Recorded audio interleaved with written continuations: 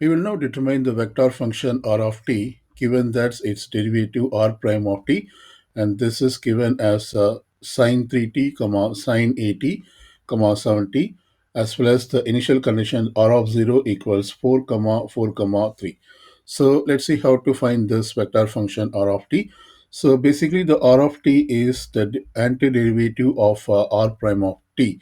That is, we have to integrate r prime of t and dt.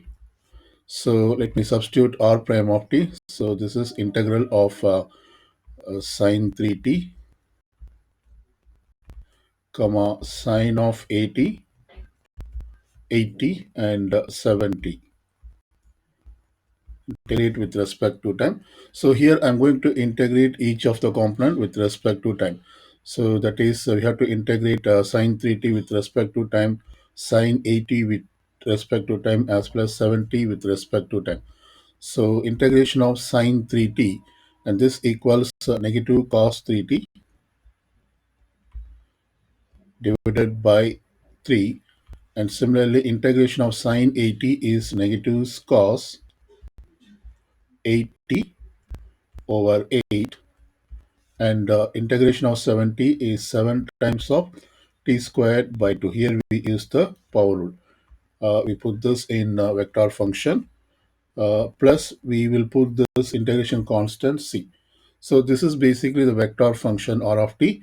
We have to determine the integration constant c by using this initial condition, that is r of 0 equals 4, 4, 3.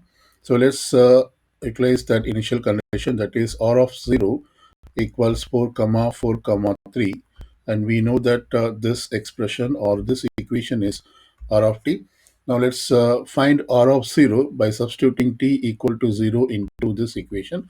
So therefore this equation becomes r of 0, and this equal negative cos of 3 times of 0 divided by 3, negative cos 8 times of 0 divided by 8, 7 times of 0 squared over 2 plus the integration constant c. So we know that 3 times of 0 is 0, and cos 0 equals 1. So therefore we will simplify this. This expression, the numerator is 1. So it becomes negative 1 over 3. And similarly, this is 8 times of 0 is 0, and cos 0 is 1. So the numerator value is 1. This becomes negative 1 by 8, 7 times of 0 square is 0. So this is basically 0 plus the integration constant c. Now we will substitute this r of 0 as given in the initial conditions. So this side, that is on the left side, I'm going to substitute this as 4, 4, 3. This is in vector function. Now we have to determine c. So basically this c is this quantity, that is 4, 4, 3 minus of this quantity. So let's evaluate this. I'm going to put 4, 4, 3, and then negative of this quantity, that is negative 1 by 3, negative 1 by 8, 0. So let's simplify this. So basically we can add the negative of the second component. So I'm going to put this 4 plus the opposite sign of negative 1 by 3 is positive 1 by 3, and then 4 plus the opposite sign of negative 1 by 8, which is 4 plus 1 by 8, and then 3 minus 0 is 3. So 4 plus 1 by 3, if we simplify this fraction, we will get 4 times of 3 is 12. 12 plus 1 is 13 over 3. And then 4 plus 1 by 8, if we simplify this fraction, we get 4 times of 8 is 32. 32 plus 1 is 33 over 8. And then we have this 3. So we determine this integration constant c, which means we can substitute into the r of t equation, that is into this equation, and simplify this. So I'm going to write down r of t. So this equals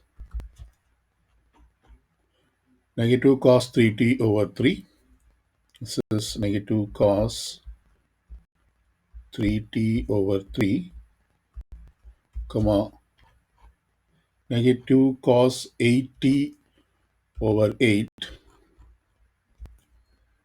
negative cos 8t over 8, comma, and finally the last term is 7t squared by 2, 7t squared over 2, plus the integration constant. We will now substitute this integration constant which we have found here, that is 13 over 3, 33 over 8, comma 3. We can combine these two vector valued functions and put it in simplified form.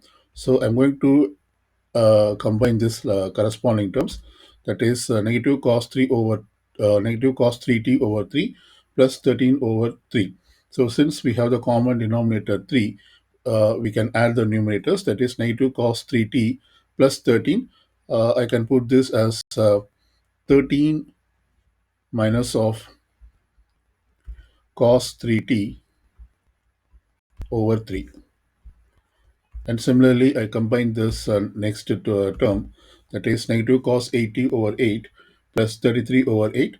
So we have this common denominator 8, which means we can add the numerators, that is 33 minus of cos 80 over 8. And finally, we have to add this 70 squared with positive 3. So this becomes 70 squared over 2 plus 3.